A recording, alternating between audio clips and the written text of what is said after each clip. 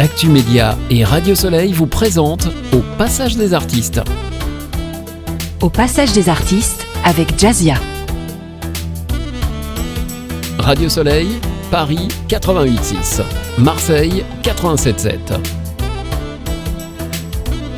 Radio Soleil, toutes les voix comptent. Vous écoutez Au Passage des Artistes avec Jazzia. Bonjour à tous et bienvenue. Je suis ravie de vous accueillir au Passage des Artistes. Ils ont marqué la fin des années 90 avec des harmonies vocales inspirées des plus grands groupes de R&B américains, tout en imposant une identité résolument française. Révélés au grand public après leur victoire dans Graines de Star, ils enchaînent les succès avec Prenons notre temps, qui ne connaît pas ce titre. Qu'il en soit ainsi ou encore Fier d'avoir ton love. Leur premier album, Amant poétique, devient disque de platine, s'il vous plaît. Et il fait d'eux l'un des groupes incontournables du R&B français. Plus de 25 ans après leur début, ils prouvent que leur histoire est loin d'être terminée. Révélés en 97 par Graines de Star, ils ont marqué donc le R&B. Et aujourd'hui, j'ai le plaisir d'accueillir les Poetic Lovers et ensemble, nous allons revenir sur leur incroyable parcours. On va parler de la tournée Poetic Lovers, le Tour 2026, et puis de leur lien avec leur public et leurs projets à venir. Bonjour. Bonjour. Alors là, j'ai presque un a cappella. C'est ça. Génial. Bonjour les garçons, je suis vraiment très impressionnée de vous rencontrer. Bon, alors... J'ai très bien compris la journée au niveau des calories, là. Parce qu'il faut savoir qu'on nous a accueillis très chaleureusement à Radio Soleil. Grâce à nos partenaires, on a et fait... grâce à toi aussi, surtout. Merci infiniment. En fait, on avait envie de faire un petit medley entre l'interview qu'on avait prévu avec les Poetic Lovers et puis quelques fans, quelques artistes également qui sont venus faire une balade durant toute cette saison, qui avaient également envie de vous rencontrer. Donc voilà, donc j'avais envie de faire des choses de manière sympa pour cette fin de saison et un bel été que je souhaite radieux pour tout le monde. Alors dites-moi les garçons, est-ce que vous pouvez nous expliquer un peu comment est née l'aventure Poetic Lover et comment on a été vers vous, comment les personnes qui ont apprécié tous vos titres, etc. Comment cet engouement est-il né? C'est complexe comme question, mais on a eu la chance de faire un télécrochet qui s'appelle Graines de Star, oui. Qui est un peu, on va pas dire l'ancêtre du télécrochet, mais un des tout premiers en France. Donc on parle il y a presque 30 ans. On parle de presque 30 ans. Alors c'est assez extraordinaire parce que à la base vous vous êtes retrouvés dans un autre casting qui n'était pas du tout destiné au casting qui vous intéressait. C'était le casting des mannequins, et vous vous êtes en fait retrouvés avec de jolies filles et pour vous faire remarquer, on raconte que vous avez chanté. Est-ce que c'est vrai ça? Les mannequins, c'est Jay, moi je connais. Qu'est-ce qu'il est bête ce mec-là. Non, effectivement, on nous avait indiqué une adresse pour un casting. C'est Laurent Boyer, apparemment, qui vous avait communiqué l'adresse parce que à la base, vous ne saviez pas que c'était pas sur M6. Et en fait, vous avez fait le déplacement vers M6 et vous avez croisé par hasard Laurent Boyer. Exactement, mais tu as l'air de connaître toute bien l'histoire. Sûr, j'étais là. Ouais. Non, en fait, effectivement, donc on a voulu passer à l'émission Graines de Star rapidos, et donc notre manager de l'époque a trouvé l'adresse d'M6 qui était avenue Général de Gaulle, je crois, ouais. À Neuilly, ouais. À Neuilly, donc ils n'ont pas changé d'adresse. Pas loin de rue des Sablons, là. Voilà, c'est ça. Et donc, on s'y est rendu tout simplement. Et le hasard incroyable, on croise Laurent Boyer à l'accueil. Alors, ce qu'il faut savoir, c'est que Laurent Boyer ne travaille pas à M6. Graines de Star est une émission qui était produite par Thierry Ardisson. Donc, Laurent Boyer a été employé par Thierry Ardisson. Et ce jour-là, on tombe sur lui par le plus grand des hasards. Il nous dit, mais moi, je ne suis jamais là normalement. Donc, vous avez de la chance de tomber sur moi. Donc, parce qu'on le voit, on lui saute dessus, on lui dit qu'on veut faire l'émission, etc. Vous aviez quel âge à l'époque? 17, 18, 19 et 21, c'est ça? C'est ça, ouais. Et donc, il nous donne une adresse. Donc, qui est la bonne adresse, mais en fait, donc c'est l'adresse où il faisait les castings pour l'émission, mais le jour où nous y sommes rendus, oui, c'est ça. C'était le le jour des mannequins. C'était pas le jour des chanteurs. Oui. Donc quand on est arrivé dans cet immeuble parisien, on est dans un escalier où il y a que des nanas, aussi magnifiques les unes que les autres, qui ressemblent toutes à des tours Eiffel. et en gros, on se dit oh là là, elles sont vraiment jolies. Donc il faut qu'on chante pour chacun ses cartes, chacun ses armes, comme on dit. Et donc voilà, on s'est mis à chanter. Et la prod qui était au dernier étage est sortie. On nous disait mais qui chante et tout, donc on pensait qu'on allait se faire virer. Et pas du tout. En fait, ils nous ont fait passer dans leur bureau, ils nous ont enregistré parce que le producteur exécutif Stéphane Calvet n'était pas encore là, enfin n'était pas là ce jour-là. Donc ils ont fait une vidéo de nous tout simplement qu'ils lui ont montré. Donc on était sur le chemin du retour quand on repartait vers chez nous depuis à peu près 20 minutes ou quand le téléphone sonne. Et on nous dit, revenez tout de suite, Stéphane vient d'arriver, il vient de voir de votre vidéo, il veut vous voir immédiatement. Génial. Vous allez passer dans la prochaine émission, voilà, tout simplement. Alors, à quel moment on sent sa vie complètement basculer ? C'est-à-dire qu'on est dans l'anonymat le plus complet, et puis on passe vers la lumière. À quel moment vous vous êtes dit, oula, là il y a des choses qui se passent ? La première émission de télé, tout simplement. Ouais. Donc quand on fait ce premier Grain de Star, il y a clairement un avant-après. Donc, t'es au lycée, le lendemain, tu reviens à ton lycée et le monde a changé. Ouais. Le sentiment que toi t'as, c'est que le monde a changé. On le perçoit comment comment on se rend compte ? Est-ce que c'est le regard des autres ? Est-ce que c'est les gens qui viennent vous voir ? Est-ce qu'on est beaucoup plus sollicité qu'avant ? C'est le regard des autres, justement, parce que ils nous montrent autre chose qu'ils avaient l'habitude de la façon dont ils nous regardaient, en fait. Ils sont là, ils nous félicitent déjà pour l'émission, à nous dire, franchement, on vous a regardé, on vous a vu, franchement, félicitations, on savait pas ce que vous faisiez. Ouais. Et à partir de là, déjà, on a une satisfaction en nous qui nous dit, on a travaillé et on a le résultat de notre travail, justement, en le présentant au grand public ce soir-là, quoi. Et je vais rajouter que passer à la télé à cette époque-là, c'était quelque chose d'énorme. Hein. Ouais. Tu passais à la télé sur M6. En plus, cette émission avait un franc succès. Donc, tu passes à la télé, le lendemain, tu retournes au lycée. Bon. C'est énorme, bien évidemment. Comme dit Rodrigue, t'avais une espèce de fascination tout autour de nous. Bien sûr. Plus, on était 4 jeunes blacks de banlieue. Mm-hmm. On avait beaucoup d'amis rappeurs autour de nous. Donc, on avait aussi créé cette espèce de surprise et d'originalité. Même dans l'émission, je pense que c'est ce qu'ils ont vu à travers nous. Il y avait un espèce de storytelling qui était super intéressant. 4 jeunes de black de banlieue qui chantent a cappella, qui chantent dans des escaliers, qui chantent bien, etc. surtout. Donc t'avais le package en réalité. On était jeunes, et voilà. Tu voyais 4 blacks de banlieue habillés en costume blanc, etc. Donc t'avais quelque chose de super surprenant. Ouais. Et c'est vrai qu'après, le lendemain, quand t'arrives à l'école, même tes parents, même les parents te regardent plus de la même manière. Parce que, effectivement, t'es à l'école pour essayer de réussir, et là, t'as un espèce de chemin qui s'illumine de sensations de réussite. Donc, ouais. Alors, cette notoriété, justement, comment elle se gère quand on est justement jeune ? Comment vous l'avez gérée, vous ? Est-ce qu'il y en a parmi vous qui... Moi, je parle pour moi. Oui. Ce qui était drôle, c'est que moi, j'étais jeune, j'étais le plus jeune. J'avais pas... et je pense même pour les 4, on n'avait pas cette idée d'oseille, d'argent. On était vraiment sur le fait de vouloir être populaire, de faire découvrir notre musique et notre style. Et moi, j'avais le truc aussi derrière, les filles. J'avais un truc un peu très gamin, puisque j'avais 17 ans, donc il y a plein de filles qui te regardent, etc., de séduction, donc j'avais un peu ce truc-là, et le kiff aussi de pouvoir faire découvrir nos chansons qu'on connaissait déjà. Notre premier album, on le chantait déjà a cappella, donc c'était surpuissant. Mais est-ce qu'il y avait parmi vous qui avait un peu, on va dire, perdu un peu les pédales ? Parce que parfois, surtout quand on est jeune et qu'on n'est pas préparé à la notoriété, est-ce que parmi vous, il y en avait qui avaient un peu les pieds, on va dire, hors sol ou pas ? Vous avez quand même gardé les pieds ? C'est là où je voulais en venir, justement, parce qu'avec le recul aujourd'hui, on peut dire, voilà, on était des petits cons, mais dans le bon sens, en fait, parce que on vivait quelque chose. En fait, on est passé, il faut savoir aussi une chose, on est passé de l'école à la vie active directement. Et en plus, une vie active qui n'est pas t'arrives, t'es banquier ou tu as un travail autre. T'es vraiment adulé par un grand nombre de personnes. Et du coup, tu sais pas où mettre de la tête. Même tes parents, en fait, t'es le petit roi, en fait, à la maison. Et du coup, voilà, tu deviens un petit con, quoi. Faut dire les choses, quoi.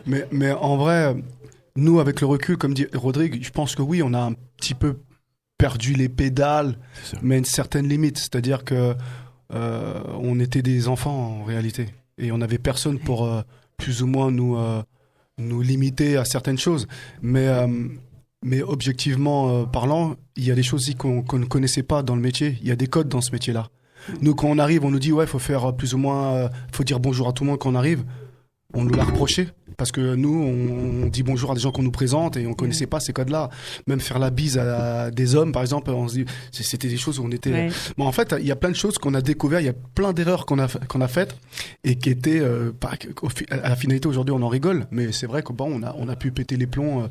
À notre niveau, mais moi sincèrement on n'a pas fait de choses extravagantes où voilà on aurait pu dire ouais moi j'ai toujours gardé ce milieu familial, les mêmes amis, voilà, j'ai gagné de l'argent, je leur faisais des cadeaux de fou parce que j'avais de l'argent, j'avais cette habitude entre nous même quand on n'avait rien de tous prêter, et ma mère me disait mais arrête, pourquoi tu fais ça, je dis bah aujourd'hui j'ai envie de profiter avec mes amis aussi, donc qu'est-ce que tu as envie de dire mon Non, je voulais juste ajouter que, à travers cette question que je trouve intéressante, il y avait la dimension sociale.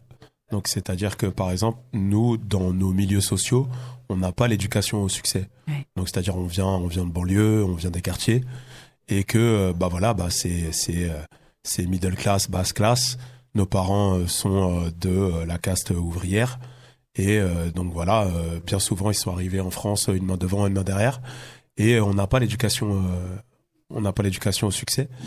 Et donc du coup, c'est ce qui fait qu'on n'est pas préparé à ça parce que on a découvert parce qu'on est devenu des sortes de transfuges de classe avec ce succès. On s'est mis à côtoyer des milieux qu'on connaissait pas, des personnes qu'on ne connaissait pas, des communautés qu'on ne connaissait pas, etc. Plein de choses. On a découvert il y a comme un choc des cultures qui se passe aussi.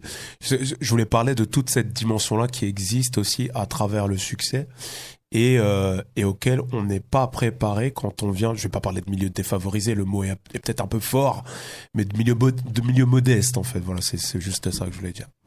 Alors, est-ce que vous avez aujourd'hui, puisqu'on a évoqué bien évidemment votre succès, et pour clore, on va dire, cette première partie, est-ce que vous avez des regrets si vous deviez chacun de vous parler aux petits que vous avez été?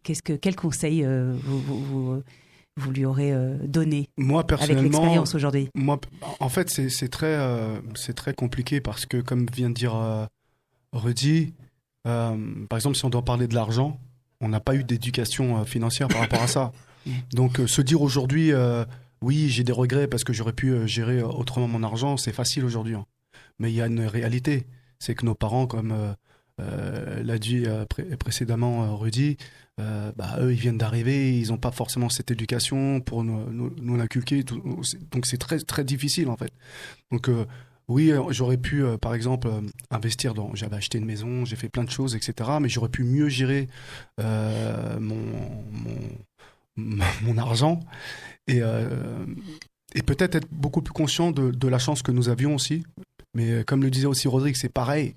Ça a été tellement rapide que de la même manière, on ne se rend pas forcément compte. Donc, et surtout, je le redis, à cette époque-là, c'était pas comme aujourd'hui où les gens sont un peu plus éduqués surtout sur le succès, sur l'argent, ils sont beaucoup plus autonomes, etc.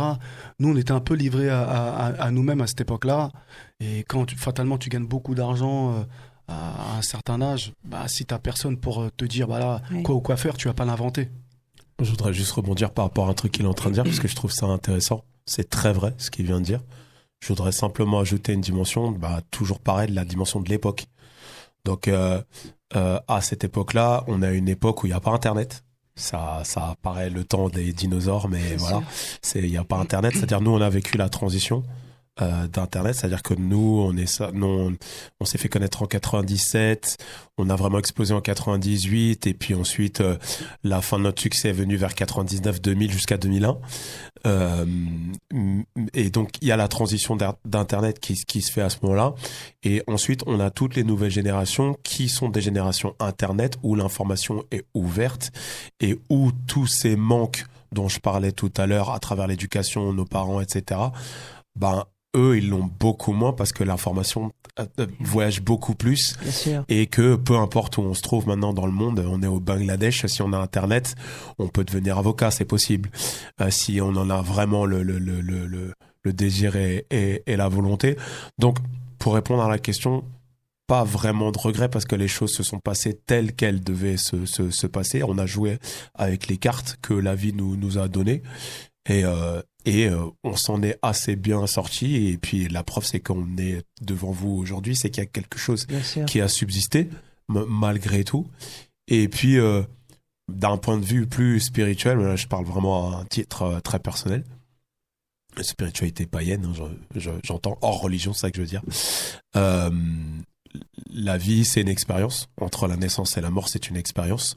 Donc tout ce qu'on fait, on l'emportera pas dans la tombe quoi qu'il arrive. Donc des regrets, bon, c'est une notion très relative. À partir du moment où j'ai la santé, je me lève, j'ai mes 2 bras, mes 2 jambes et ma tête qui fonctionne, bon bah tout reste à faire. Voilà. Et en fait, c'est marrant ce qu'il est en train de dire parce que c'est souvent une question qui revient sur le fait des regrets. Mais moi, des fois, je me dis, mais on a vécu une histoire de fou. On a plus eu de la chance. Donc je me dis, ouais, c'est ça. C'est-à-dire que je comprends le fond de la question. Mais tu vois, c'est comme on en revenait sur... si on nous disait, vous mesurez la chance que vous avez eue, c'est plus une question... Nous, on le voit plus dans ce sens-là. Et vous avez raison. Parce que je me dis, je suis mineur, mais j'aurais jamais pu imaginer dans ma vie devenir connu, vivre tout ce que j'ai vécu, travailler avec Jean-Jacques Goldman, Carol Fredericks, passer à la télé, faire des concerts de 30 000 personnes, être connu en Afrique, aujourd'hui plus de 30 ans après, faire un zénith. Voilà, c'est à un moment donné. Est-ce que j'ai eu des regrets ? En vrai, pas vraiment en vrai. Parce que rien ne peut être parfait. Et comme le dit, il y a une époque, il y a une situation, tu l'apprends. Mais ce qui nous est arrivé à cette époque-là, c'est monstrueux. Il y aurait tellement de personnes qui auraient voulu être à notre place. Bien sûr. C'est ça, c'est exactement ce que je voulais dire. Bon, ce ping-pong là aujourd'hui, c'est que on est du milieu artistique et souvent les gens voient la facette des artistes quand ils marchent. Mais la réalité des artistes, c'est que la très grande majorité des artistes, et quand je dis très grande majorité, je vous parle de 90% si c'est pas plus, sont des gens qui ne connaissent pas le succès et jusqu'à leur mort. La chanson d'Aznavour, je me voyais déjà, c'est de ça dont il parle dans cette chanson. Il parle de tous les artistes qui ont cru toute leur vie sans que ça n'arrive jamais, en fait. Et donc, nous, on connaît très très bien ce milieu, on connaît énormément d'artistes qui sont 1000 fois plus talentueux que nous, et eux ont des regrets. Eux ont vraiment des regrets pour le coup. Donc nous, on se sent plus bénis qu'autre chose. Ouais. Et je suis d'accord avec vous. Les Poetic Lovers, on reste bien évidemment ensemble sur Radio Soleil. On fait une pause. Alors, vous faites la programmation. Bien évidemment, on va écouter les Poetic Lovers, c'est évident. On écoute quoi ? Allez, dites-nous. Allez, qu'il en soit ainsi, qu'est-ce que tu dis ? Bah, partons là-dessus. Allez, qu'il en soit ainsi. Qu'il en soit ainsi tout de suite avec les Poetic Lovers.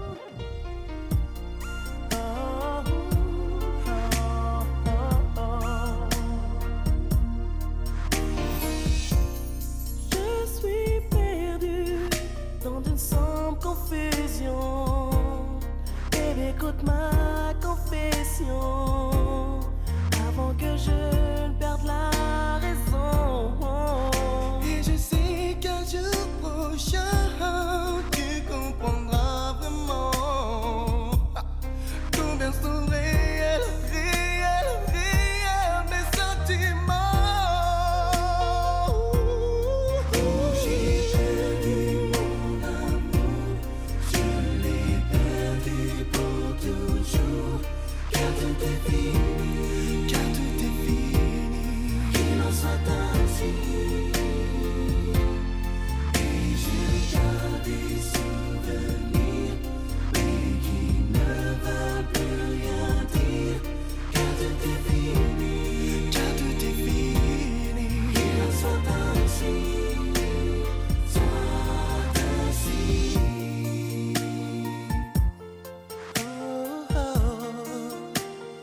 qu'il en soit ainsi.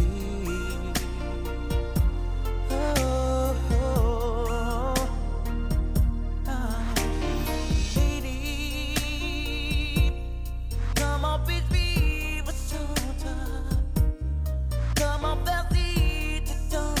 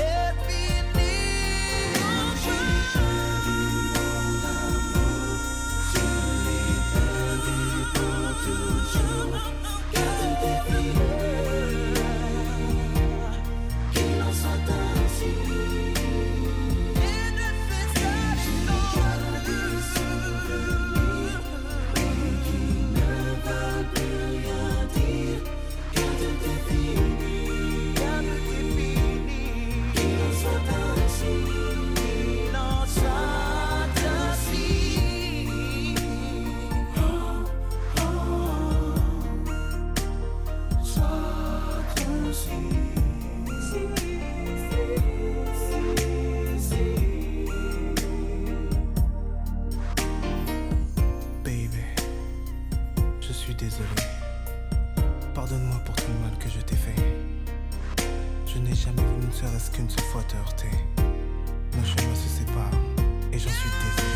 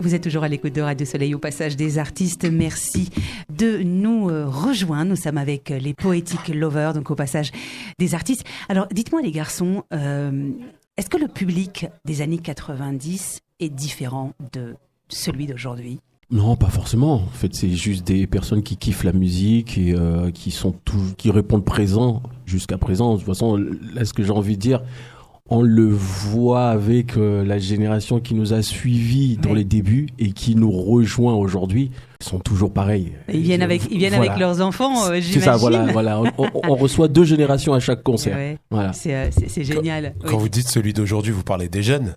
Bien sûr. D'accord. Bien sûr, je parle de cette nouvelle génération. Est-ce qu'elle apprécie la musique comme celle des années 90 ? Est-ce qu'aujourd'hui, les modes de fonctionnement, l'industrie de la musique a été également changée ? On n'écoute plus la musique de la même manière à notre époque. Moi, je parle de la mienne. On n'avait pas besoin de télécharger. On achetait des choses physiques. On achetait un CD, on achetait des cassettes. On achetait dans les années 90. Aujourd'hui, les choses ont certainement changé. Aujourd'hui, on n'en est même plus au téléchargement, on en est au stream. Oui, non, mais moi, en fait, pour répondre à cette question, moi, je voulais dire qu'en réalité, le public n'a pas changé. C'est plus la musique d'aujourd'hui qui a changé. Ouais. Le public, il reste le même. Il évolue avec ce qu'on lui propose. Et d'autant plus qu'il a beaucoup plus de choix aujourd'hui via Internet. Est-ce qu'il y a des chansons, lorsque vous les chantez sur scène, elles évoquent, on sent tout de suite une espèce d'émulsion, une espèce de connexion avec votre public. Est-ce qu'il y a un titre, j'imagine, celui qui vous a, on va dire, propulsé sur la scène musicale ? On pensait justement qu'il n'y avait qu'un seul titre. Mais on voit justement avec la tournée qu'on a eue en 2025 et celle qui va débuter bientôt, que les gens sont en fait sur plusieurs titres.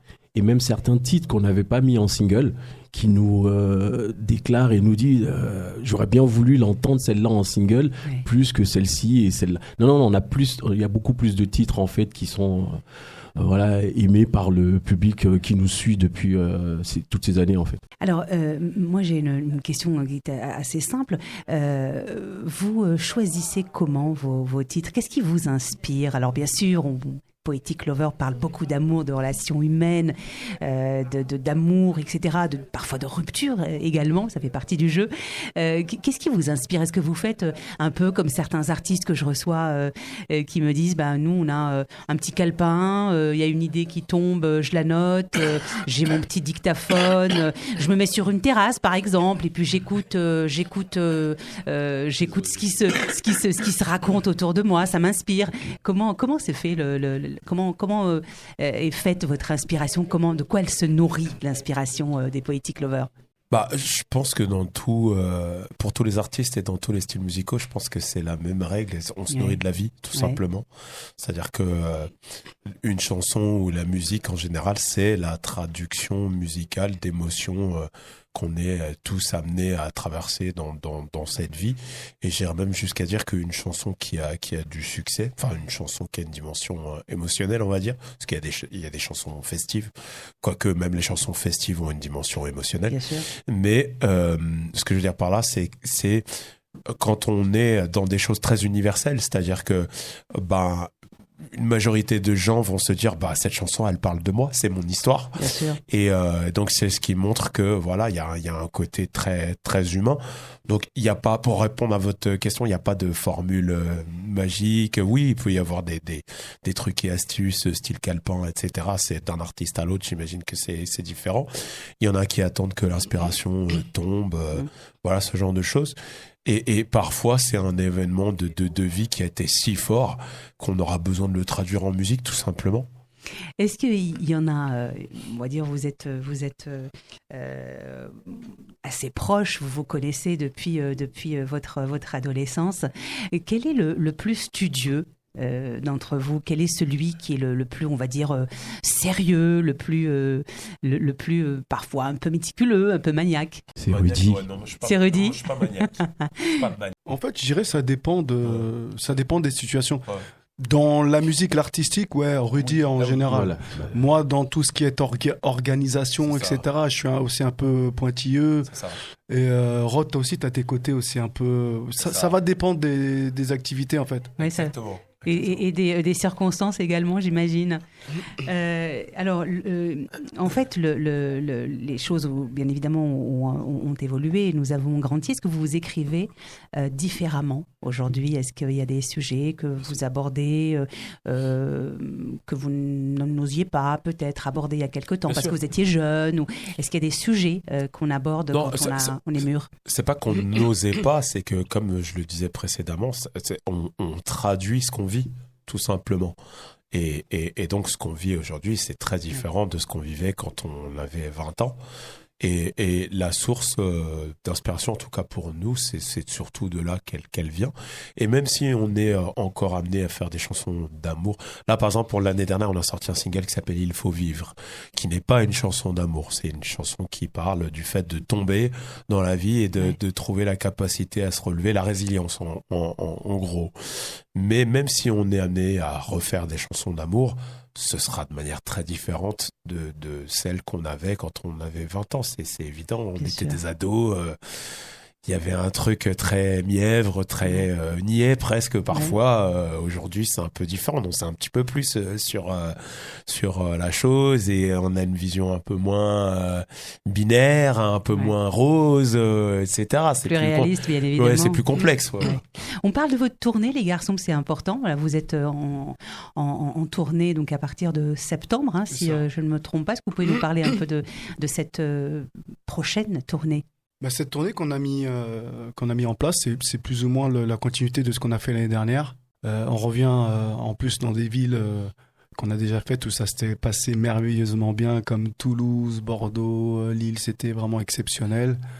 Donc on remet les couverts, comme on dit. Et vous faites bien. Et ça fait plaisir, ça fait vraiment plaisir parce que voilà, on vit un rêve éveillé. Il y a d'autres endroits, je pense qu'on va aller, comme on a des concerts en Martinique, en Guadeloupe, La Réunion, l'île Maurice. Il y a aussi des concerts qu'on est en train de monter sur l'Afrique. Oui. Donc non, nous, on continue l'aventure et voilà, c'est revivre ces moments précieux. Voilà, revoir ce public qui nous a mis à l'honneur. Et à qui vous avez beaucoup manqué, j'imagine, également. Qui nous a beaucoup, beaucoup manqué. Et chaque soirée, ça devient un karaoké géant. On voit tous ces sourires, tout cet amour qui plane. C'est incroyable. On en profite à fond. Rudy, dites-nous, alors comment est-ce que vous appréhendez cette prochaine tournée qui d'ailleurs débute en septembre 2026? Comment on l'appréhende? Comment on l'appréhende c'est des retrouvailles, oui. Comme vient de le dire Jay. Voilà, c'est des gens qui nous ont fait l'honneur de nous suivre depuis nos débuts. Comme on a l'habitude de dire, on a eu la chance de faire partie de la bande son des 20 ans de cette génération. Et voilà, c'est des gens qui sont de la même génération que nous, qui vieillissent en même temps que nous, qui nous ont fait l'honneur de nous écouter, de nous suivre à l'époque, qui nous font encore l'honneur de venir nous retrouver aujourd'hui, c'est pour ça que je parle de retrouvailles. Donc, des retrouvailles, c'est toujours doux de retrouver des gens, des amis qu'on n'a pas vus depuis longtemps. Et voilà, c'est toute cette dimension qui existe dans notre métier. Je dirais qu'il y a 3 dimensions quand on est artiste. Il y a la dimension où on est artiste, on se produit sur scène, mais on est inconnu au bataillon et il faut convaincre. Il y a la dimension où on connaît le succès, qui est une dimension incroyable. Et il y a cette dimension que nous sommes en train de vivre, qui est une sorte de Madeleine de Proust, où finalement des gens de notre génération viennent nous retrouver et où c'est comme si on se suivait en fait dans la vie avec ces gens. Encore une fois, c'est pour ça que je parle de retrouvailles. Donc voilà, je sais pas si je réponds bien à la question, mais voilà. Totalement. Totalement. Vous avez parfois un peu d'appréhension, le trac, etc. Avant de monter sur scène. Vous le gérez comment tous les 3, hein, vous le gérez comment, j'imagine, de manière différente? Oh, moi je me prends une petite bouteille d'eau. Voilà quoi. Non, on l'a. Et puis de toute façon, comme on se dit, le jour où on n'en aura plus, c'est que voilà, on n'aura plus cette ferveur, cette envie en fait de monter sur scène. On l'a toujours, mais en fait c'est un track qui nous permet justement de rester vraiment les pieds sur terre et se dire voilà, on va donner le meilleur de nous-mêmes et voilà quoi. Moi personnellement, en réalité, j'ai pas le track en soi. En tout cas, je parle de cette tournée-là, dans le sens où je sais que toutes les personnes qui ont payé pour venir nous voir, elles connaissent par cœur nos chansons. Donc en fait, j'ai plus le côté émotion, où je suis touché, où je me sens gratifié, où je sens que c'est un privilège. Et en plus, on s'est juré avec les gars de maintenant vraiment être conscient de ce qui nous arrive. Et de profiter pleinement, de se savourer. faire plein de photos dans nos têtes, dans nos mémoires, de se dire il faut qu'on profite à fond parce que peut-être que ça va plus se reproduire. Donc on veut être conscient parce qu'on l'était pas forcément à l'époque. Bien donc sûr. Là on est dans ce truc de dire et donc moi je suis en mode voir tous ces sourires, écouter les gens nous raconter chaque anecdote qu'ils ont vécu avec chacune de nos chansons. Donc t'as un truc qui est sublime. C'est ça, ouais, je voudrais être très inspirant aujourd'hui. Et c'est peut-être les gâteaux de Nesrine. C'est ça, ouais. c'est ça. Non, mais je trouve ça fort ce qui vient de dire en fait. On a une sorte de fil rouge qui est de toujours essayer de voir le verre à moitié plein. Je pense que vous l'avez compris dans la majorité des réponses qu'on donne aux questions. Même, je parlais d'un point de vue spirituel.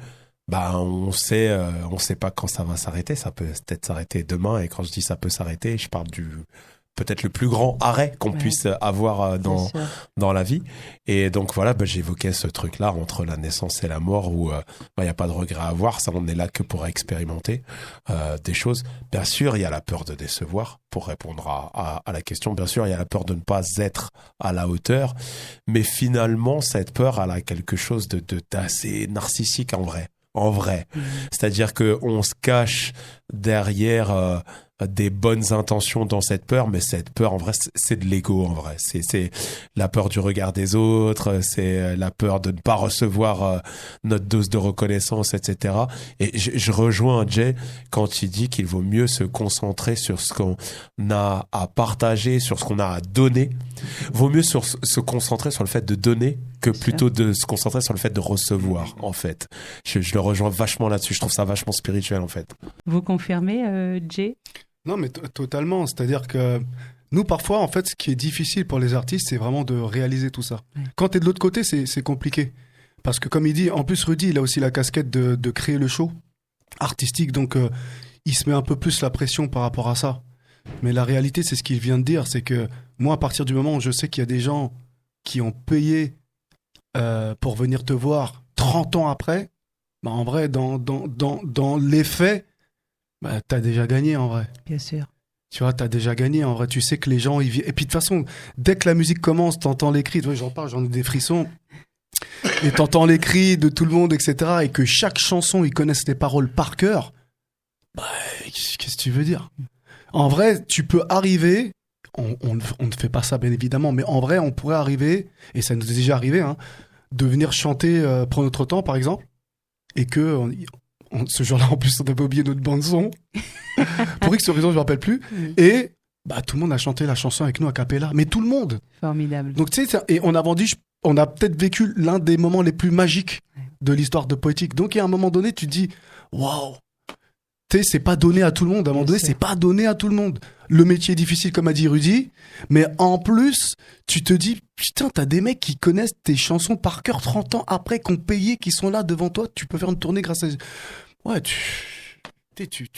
tu t'agenouilles, tu dis juste la merci. Mercedes, comment dire, oh non. Juste merci aux fans, bien évidemment. Alors un dernier mot, parce qu'on parle de vos fans là aujourd'hui, on évoque aussi vos fans et puis la gratitude envers votre public. Qu'est-ce que vous pourriez leur dire aujourd'hui s'ils étaient tous à l'écoute? Merci, un immense merci de nous faire l'honneur d'être toujours là. Un immense merci de nous avoir fait l'honneur d'acheter nos albums, d'avoir écouté nos musiques, d'avoir vécu vos premières peines de cœur ou vos premiers émois amoureux. C'est un honneur pour nous qu'on ne saurait décrire. Merci, près de 30 ans plus tard, de nous retrouver pour faire cette célébration tous ensemble. Merci. Voilà. Un dernier mot peut-être? Moi, je vais dire exactement les mêmes choses que Rudy a pu dire. On sait que la vie est difficile. On sait qu'aujourd'hui, payer un billet de spectacle, c'est pas si évident pour chacun. Donc, juste le simple fait de payer un billet d'un concert des Poétiques, c'est déjà quelque chose d'énorme. Donc, mille merci pour cette fidélité. Et on vous promet de vous offrir à chaque moment, à chacun de nos concerts, le meilleur de nous-mêmes. Et voilà, et on vous aime très fort. Rodrigue, un mot? Je me joins à ce qu'ils ont dit mes frères. Merci. Et on a vraiment hâte de vous retrouver bientôt. Alors vous savez, c'est la dernière au passage des artistes. C'est la dernière sur Radio Soleil de la saison. On va certainement se donner rendez-vous à la télévision. Je passe du son à l'image. Donc c'est aussi une nouvelle aventure pour moi. Et j'allais dire qu'il en soit ainsi. Et peut-être qu'on va proposer à nos auditeurs un titre comme ça a cappella. Si ça vous inspire tous les trois. Oh, j'ai perdu mon amour, je l'ai perdu pour toujours, car tout est fini, qu'il en soit ainsi. Et je garde des souvenirs, mais qui ne veulent plus rien dire, car tout est fini. Qu'il en soit ainsi, soit ainsi. Les Poétiques Lovers étaient avec nous au passage des artistes sur Radio Soleil. Merci infiniment. Merci beaucoup. Vous exaucez un rêve de jeune fille. Une jeune fille que je ne suis plus d'ailleurs. Merci infiniment. Je vous retrouve bien évidemment pour une nouvelle aventure. Toujours sur les ondes, peut-être aussi à la télévision, je vous le disais tout à l'heure, au passage des artistes, on se fera encore une belle balade. Alors, on a fait une balade culinaire, vous êtes d'accord, les garçons. Tout aussi bon. Cette fois-ci, on vous promet, on sera beaucoup plus sages. À très bientôt. Merci. Merci. Au passage des artistes vous a été présenté par Jazzia. Rester dans le noir, le sentiment crevé, le désespoir, l'avenir caché par un écran de fumée. Un bédo pour oublier que la vie est passée. Je passe mon temps à zapper pour éviter de penser. Personne n'a le cœur de pierre, faut arrêter de se la jouer. Et le bien saigne la grosse vague. Je parle souvent tout seul comme si j'étais demeuré. Je dis des blagues, je ris, je me raconte même mes journées. Je dois tracer ma route, mais où ça va me mener? Même si l'existence condamne, il faut vivre, vivre quoi qu'il se passe, vivre quel qu'en soit le prix, peu importe les impasses, peu importe les grâces, il faut vivre, vivre quoi qu'on te fasse, vivre cette chaîne de vie, peu importe qu'on te casse, peu importe les traces.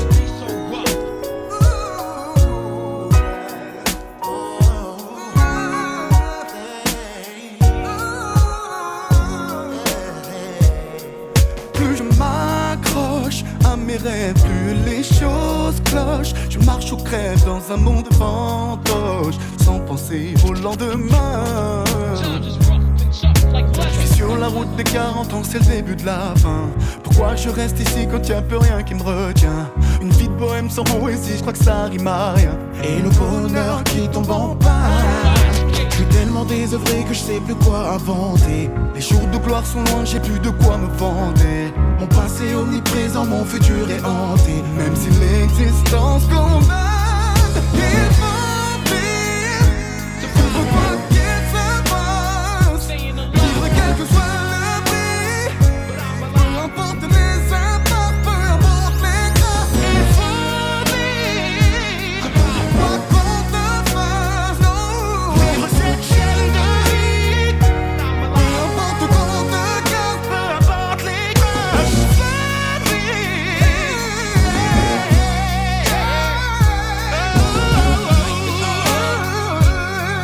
Cette chaîne de vie, il faut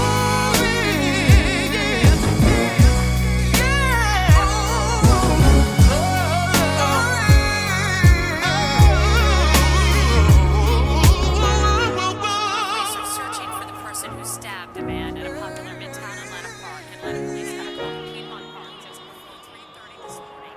That's where Vous écoutez Radio Soleil.